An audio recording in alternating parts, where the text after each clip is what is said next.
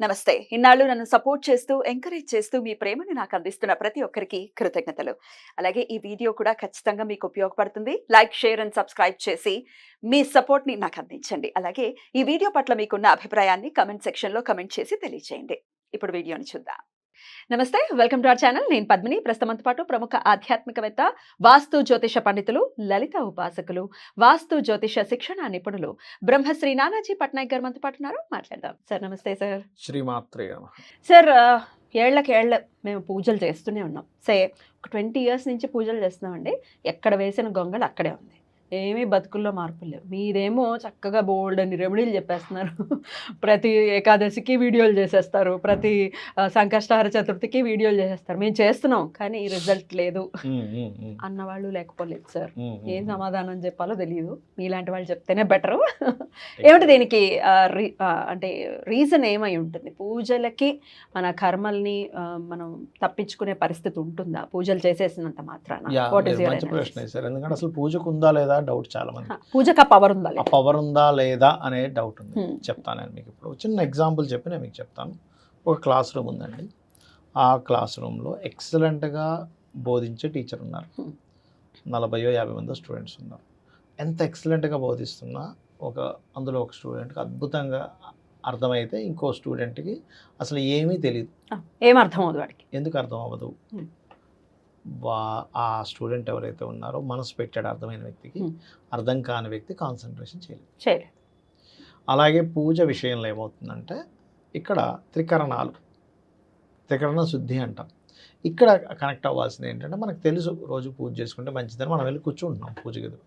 మన బుద్ధికి ఏవో 4 మంత్రాలు వచ్చు చేస్తున్నాం కానీ మన మనసు అక్కడ పెట్టట్లేదు. భగవంతుడు మనసుతో సంబంధం కలిగి ఉంటాడు. నీ మనసు అక్కడ పెట్టకుండా నీ మనసు ఎక్కడో ఆఫీస్లోనో ఫ్రెండ్స్ చుట్టూ ఏ మార్కెట్లోనో తిరుగుతుంది. నీ మనసు ఇక్కడ లేదు. నువ్వు 20 సంవత్సరాలు కాదు కదా, 25 సంవత్సరాలు కాదు కదా, ఎన్ని సంవత్సరాలు నువ్వు పూజ చేసినా ఆ పూజ కేవలం ఒక వస్తువు ఇక్కడ నుంచి అక్కడ కదిపినట్టే అవుతుంది కానీ నువ్వు దేవతకి అర్పించిన ఫలితం రాదు. లం పృథ్వీ తత్వాత్మనే గంధం పరికల్పయామి అని చెప్పి పెడుతున్నాం. అసలు నువ్వు నిజంగా మనం వాయినాలు ఇస్తుంటారు చూసారా మీరు పూజలు ఇచ్చినప్పుడు, గంధం పూసినప్పుడు ఒక మనిషి ఉన్నది అక్కడ, ఒక శ్రీమూర్తి ఉందని కాళ్ళకి పసుపు, గంధము, ఒక కుంకుమ పెట్టడం ఎలా చేస్తారు? అక్కడ ఉంది లైవ్గా నేను పెడుతున్నాను. తనుంది, తనకు స్మైల్ ఫేస్తో, మొహం ఇలా పెట్టుకుంటే చేయం, స్మైల్ ఫేస్తో చేస్తున్నాం. అవునా? అలాగ మీరు పంచోపచార పూజ చేసినా అక్కడ అమ్మవారు ఉంది, భగవంతుడు వచ్చాడు, తను కూర్చున్నాడు, ఎక్కడో తిరిగాయి అంటే ఆలోచనను పట్టుకొని దేవత ఉంటుంది, అక్కడ తిరుగుతుంటుంది, ఇక్కడ ఉండదు. కాబట్టి ఇది ఫస్ట్ మిస్టేక్ జరుగుతుంది అందరికీ కూడా. రెండవది ఏంటంటే ఇక్కడ పూజ చేస్తుంటాము, ఓకే, పూజ చేసేస్తాము. పూజ చేసిన తర్వాత మళ్ళీ ఎక్కడో సంకోచం, ఏమో ఈ పూజ చేశాను. ఫస్ట్ ఆఫ్ ఆల్ ఏంటంటే అందరికీ తెలియని విషయం ఏంటంటే నువ్వు పూజ మొదలుపెట్టిన శుక్లాంబరధరం విష్ణుం అనగానే గణపతి 100% అక్కడ కూర్చుంటాడండి. కనకదార స్తోత్రం చదవడం మీరు మొదలు పెడుతున్నారనగానే అక్కడ అమ్మవారు వచ్చి కూర్చుంటుందండి. ఇది 100%. మీకు ఎందుకు అంతదా పూజ చెప్తా, పూజ దాకా ఎందుకు మీరు ఎట్లా నమ్మంటారని చెప్తున్నాను. నేను నమ్ముతాను కానీ క్వశ్చన్ ఎగ్జాక్ట్లీ. మీరు ఒక ఫుడ్ పెట్టారు, మీరు అందరికీ ఒక విషయం తెలుసు, అరే నువ్వు తినేటప్పుడు తిండి మీద కాన్సన్ట్రేషన్ చేయి, లేకపోతే ఒంటికి పట్టదు అంటాం. ఏమిటంటే ఫిజికల్గా లోపలికి వెళ్తుందిగా, ఒంటికి పట్టకపోవడం ఏంటి? కరెక్ట్. అరే నువ్వు ఫోన్ చూస్తూ చేయకు, టీవీ చూస్తూ తినకు, కరెక్ట్, మాట్లాడుతూ తినకు, నువ్వు అది చూస్తూ తినంటాం. సైంటిఫిక్గా ఏదైనా ఒక ఫుడ్ ముందుని పెట్టుకున్నాక మనం దాన్ని కొంతసేపు చూస్తూ ఆస్వాదించాలంటారు. దానికి సంబంధించిన ఎటువంటి ఇవి రిలీజ్ అవ్వాలో రిలీజ్ అవుతాయి అంటారు. తెలుసా మీకు? అవును, హార్మోన్స్ రిలీజ్ అవుతాయి, లాలాజలం కూడా రిలీజ్ అవుతుంది, రెడీ అవుతుంది. సైంటిఫిక్ గా నీకు బాడీ లోపల ఒక ఫుడ్ నువ్వు చూపించినప్పుడు దానికి రిలీజ్ అయ్యేవి కాన్సన్ట్రేషన్ చేస్తా రిలీజ్ అవుతుందని ఎలా అయితే మనకు అర్థమవుతుందో, నువ్వు కాన్సన్ట్రేషన్ చేసినప్పుడే భగవంతుడు అక్కడ కనెక్ట్ అవుతాడు. ఓకే. ఇంకొక విషయం ఏంటంటే ఈ పూజ చేసేటప్పుడు చాలామంది చేసే చిన్న చిన్న మిస్టేక్స్ వల్ల కూడా పూజ ఫలితం ఆ రోజు చేసిన పూజ ఫలితం ఆ రోజు ఖర్చు అయిపోతుంది. ఏమిటా మిస్టేక్స్ మరి చెప్తాను. ఫస్ట్ ఆఫ్ ఆల్ మనకి ఇప్పుడు మనం చెప్పడం చాలా సింపుల్. నువ్వు మనిషి ఉన్నావు, నీ బుద్ధి ఉండాలి, నీ మనసు కూడా అక్కడ కూర్చోబెట్టాలి. దీన్ని కంట్రోల్ ఫస్ట్ చేయడం ఇది కూర్చోబెట్టాలంటే ఫస్ట్ ఒక బేసిక్ లెవెల్ నుంచి రావాలండి. ఇది మన ప్రవర్తనలో కంప్లీట్గా పాజిటివ్నెస్ రావాలి. ఎవడో ఏదో కొనుక్కున్నాడు, నా సొంత తమ్ముడో లేకపోతే నా పిల్లలో కొనుక్కుంటే ఎంత ఆనందిస్తానో అలా ఆనందించగలగాలి. Point number 1. రెండవది, నీ బుద్ధి అంటే వాళ్ళ ఆలోచనలు ఎప్పుడు కూడా ఆనందించడంతో పాటు నెగిటివ్ థింకింగ్ ఆపేయాలి. ఎందుకంటే ఈ రెండు ఫస్ట్ సెట్ అవ్వందే మనసు అక్కడికి వచ్చి చేరదు. ఈ రెండు కూడా పరికరాలు ఏంటంటే మనసును ఎక్కడో దగ్గర తిప్పే పరికరాలు. ఈ రెండు సెట్ అయితే కానీ మనసు వచ్చి అక్కడ చేరదు. లేకపోతే అది అక్కడే తిరుగుతుంటుంది. మీరు 2 రోజులు పూజ చేయండి, తిరుగుతూనే ఉంటుంది మనసు. ఇక్కడ మీరు ఎప్పుడైతే మనసులో ఒకడిలా వీడి ఈర్ష్యపడ్డామో తపశ్శక్తి ఖర్చు అయిపోతుంది. మీరు చూడండి, విశ్వామిత్రుడు కోపడ్డాడు.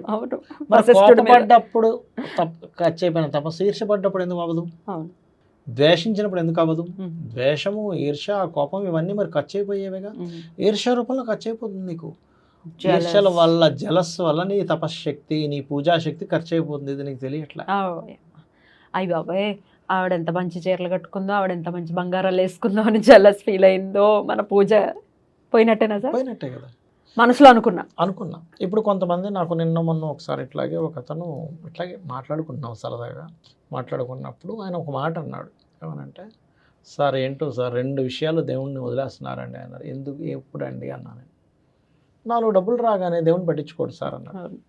ఇంకోటి, ఏ ఫలితాలు రాబోయినా పట్టించుకోవట్లేదండి అన్నాడు. నేను అన్నాను, ఎప్పుడు మనిషి వదలకుండా ఉంటాడో తెలుసా దేవుణ్ణి అని అన్నా. ఎప్పుడండి అంటే, నువ్వు నీ తల్లిగా భావిస్తే వదలవు దేవుణ్ణి. ఇప్పుడు నీకు 4 డబ్బులు వచ్చాయి, అమ్మను వదిలేస్తావా? అమ్మ నీకు ఇంకా మంచి రూమ్ కట్టిస్తా, నీకు ఇలా పెరట్లో బోల్డ్ అని పువ్వులు ఉంటాయి, నువ్వు ఆ పువ్వులతో నీకు పెద్ద, ఇప్పుడు రెంటింట్లో ఉంటున్నాంగా మనం, చిన్న ఇల్లు ఇది, డబుల్ బెడ్రూమ్, నేను నీకు 4 బెడ్రూమ్ ఖచ్చితంగా అంటాం, ట్రిప్లెక్స్ కట్టిస్తాను, పైన మొత్తం పూజ పెట్టుకో, నీ ఫ్రెండ్స్ అందరిని పిలుచుకో, ఆ పుష్పాలతో మొత్తం చేసుకో, నీకు మంచి మంచి అలంకరణ చేయిస్తా అంటాం. నువ్వు నిజంగా దేవుణ్ణి కనుక తల్లిగా భావిస్తే, అమ్మ నాకు డబ్బులు వచ్చాయి కదా, నేను నీకు చూడు అసలు ఇంకా ఈ ఏరియాలో గుడికి నేనే స్పాన్సర్ చేస్తాను. తల్లిగా భావిస్తే, నువ్వు తల్లిగా భావించకపోతే తల్లిని వదిలేసినట్టు వాడు వదిలేస్తాడు. తల్లిని వదలరుగా ఎవరు? బిడ్డని తల్లి వదలదు, తల్లిని బిడ్డ వదలదు. బిడ్డనైతే తల్లి అసలు వదలదు. ఇంకా వదిలేసిందంటే వాళ్ళకి ఏదో మనకి మాతృదోషాలు అంటారు కొన్ని, అది పాస్ట్ లైఫ్ నుంచి వచ్చాయి. అది వాళ్ళకి కూడా అర్థం కాదు, ఏంటి తల్లి ఎందుకు ఇంత ద్వేషిస్తుంది కొడుకు అనుకుంటుంది. తల్లి కూడా ఇప్పుడు మనం చూడండి, ఒక అమ్మాయి వదిలేసింది. ఇది కలియుగం కదండి. ఆవిడని తిట్టాము కానీ అదే ఏదో కర్మ. కష్టం వచ్చినప్పుడు కూడా తల్లిని వదలం మనం. అమ్మ ఏదో రకంగా నేను చూసుకుంటాను, నువ్వేం బాధపడకు, ఇవాళ శాలరీ రాకపోతే రేపు ఇంకో ఉద్యోగం వస్తుందని తల్లిని ఆనంద పెట్టడానికి వీడికి జాబ్ పోయినా చెప్పడు. అంతేగాని అమ్మ నువ్వు నీ కడుపును పుట్టాను అందుకే నాకు జాబ్ పోయింది అనడు. తల్లి అక్కడ బాధపడుతుందో అని, ఏం లేదు అమ్మ నాకు లీవ్ ఇచ్చారులే 10 రోజులు అంటాడు. ఇంకో ఈ 10 రోజుల్లో జాబ్ వెతుక్కుంటాడు, తల్లి బాధపడుతుందేమో అని. అంతేగాని తల్లిని ద్వేషించడుగా. అలాగే నిజంగా నువ్వు తల్లిని, అమ్మవారిని తల్లిగా భావిస్తే, ఆ భగవంతుని తండ్రిగా భావిస్తే వాళ్ళని బాధ పెట్టేటట్టుగా మనం మాట్లాడం. అలాగే ఇప్పుడు సొంత తల్లైనా ఒక తల్లి ఉంది, నువ్వు రోజు ఏదో ఒకటి అడుగుతున్నావు, తల్లి ఏమంటుంది, ఏమిట్రా రోజు ఈ కోరిక, ఇవాళ నేనేమో 1000 రూపాయలు ఏదో కొనుక్కుంటా అన్నావు, ఇవాళ ఏమో 10,000 అడుగుతున్నావు, మొన్నేమో 1,00,000 రూపాయలు అడిగావు, మళ్ళీ రేపేమో అడ్వాన్స్డ్ ఇంకో 12,000 ఏమమ్మాయి, రోజు ఏమిట్రా ఈ కోరికలు అంటుంది అంత సొంత తల్లైనా. భగవంతుడు అంటాడా, నువ్వు మనిషిగా ఎందుకు పుట్టావు, నువ్వు కోరిక కోసమే పుట్టావని అడుగుతాడు భగవంతుడు.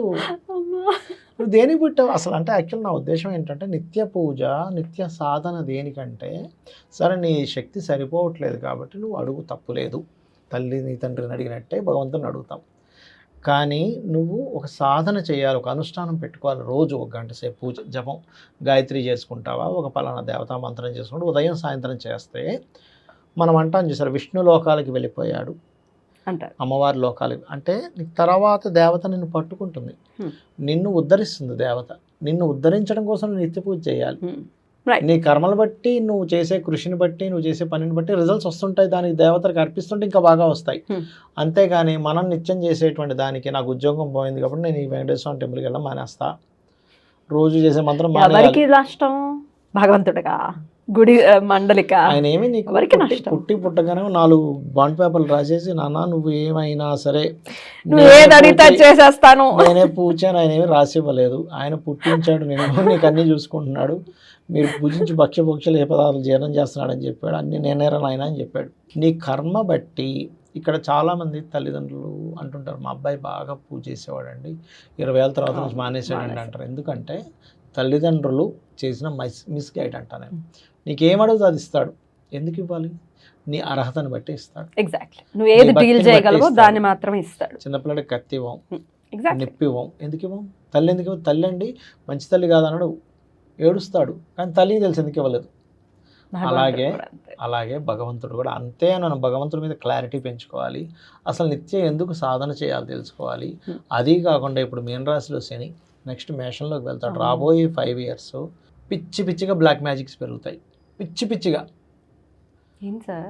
అయ్యో నేను చెప్తున్నా ప్రిడిక్షన్, మీరు చూడండి. మీరు ఎక్కడ చూసినా బ్లాక్ మ్యాజిక్ చేసేవాడు, బ్లాక్ మ్యాజిక్ తీసేవాడు. అసలు అంతటి నిష్ణాతులు లేరు అని అంటున్నారు కదా. చెప్తానండి, లేరు, నిజమే. కానీ ఆ కాలం కలిసి వచ్చినప్పుడు, కాలం యొక్క ఇదైనప్పుడు అది పెరుగుతుంది. అందుకని నేనేం చెప్తానంటే, మీరు నిత్య అనుష్ఠానం చేసుకోండి. ఏదో ఒకటి గాయత్రి చేస్తారా, శ్రీమాత్రే నమః అనుకుంటూ ఒక గంట సేపు చేసుకుంటారా, లలిత వింటారా, విష్ణు సహస్రనామాలు, ఇది ఒక కవచంలా పనిచేస్తుంది. 100% అసలు రానివ్వదు మిమ్మల్ని, మీ గడప లోపలికి రానివ్వదు ఎటువంటి బ్లాక్ మ్యాజిక్ని కూడా. అమ్మవారి కంటే మించింది ఏది ఉంటుంది? ఎగ్జాక్ట్లీ. ఖచ్చితంగా మిమ్మల్ని కాపాడి తీరుతుంది. కాబట్టి నేను ఇచ్చే సజెషన్ ఒకటే, మీరు భగవంతుణ్ణి ఏటీఎం కార్డు గానో ఏటీఎం మిషన్ గానో చూడకండి. అదొక శక్తి. నువ్వు ఒక సాధకుడివి, నువ్వు ఒక సాధన చేయాలి. నీ సాధనలో ఒక స్థాయికి వెళ్తే నువ్వు ఈ జన్మరాహిత్యం నుంచి బయటపడతావు అనే బుద్ధితో చేయండి. ఎగ్జాక్ట్లీ. అండ్ ఏమీ నువ్వు అడగాల్సిన అవసరం లేదు. నీకేం కావాలో ఏమి ఇవ్వాలో ఆయనకు తెలుసు. ఆయనకి తెలుసు. నువ్వు అడగడం అడుగు. ఇవ్వలేదంటే నువ్వు అర్హుడు కాదనుకో, ఇచ్చాడు అనుకుంటే అదృష్టం. అసలు అడగకపోతే ఏ బాధ లేదు సార్. అంటే అడగడం నాకు తెలుసు కదా, స్వామికి తెలుసు కదా. ఇప్పుడు పిల్లలు లేరు, మరి ఎవరిని అడుగుతారు? అడగాలి. ఉద్యోగం లేదు, ఎవరిని అడుగుతారు? Of course. అలా నీ ఉద్యోగం ఇవ్వలేదు కాబట్టి వదిలేస్తాను అనడం కరెక్ట్ కాదంటా నేను. నీకు ఏదో ఇంకోటి ఏదో ఉంది. ఆ కలాం గారికి ఆ ఉద్యోగం రానందుకు ఎలా అయితే మనకి అయ్యారో అలా అనమాట. మనకి ఇంకోటి ఏదో గొప్ప విషయం ఉంటుంది అనేది అర్థం చేసుకోవాలి. దేవుడి మీద అలిగితే ఎలాగా కష్టం కదా. అలగడం కూడా కాదు, అసలు రిపోర్టే దేవుడి మీద. రిపోర్ట్ కొడుతున్నారా? ఎవరికి కామెంట్ పెడుతున్నారు, రిపోర్ట్ కొడుతున్నారు, అన్సబ్స్క్రైబ్ అయిపోతున్నారు. దేవుడు అనే ఛానల్లో నుంచి అన్సబ్స్క్రైబ్ అయిపోవడం, డిస్లైక్ కొట్టడం, రిపోర్ట్ కొట్టడం. యూట్యూబ్ పరిభాష మీకు బాగా అర్థమవుతుంది, అందరికీ బాగా అర్థమవుతుంది. బ్యూటిఫుల్ సార్, చాలా అద్భుతంగా తెలియజేశారు. డెఫినెట్ గా కనెక్ట్ అవ్వటం ఇస్ మ్యాటర్. ఖచ్చితంగా కనెక్టెడ్ గా ఉందాము, తెలుసుకోవాలి. వాట్ ఈస్ దేవత,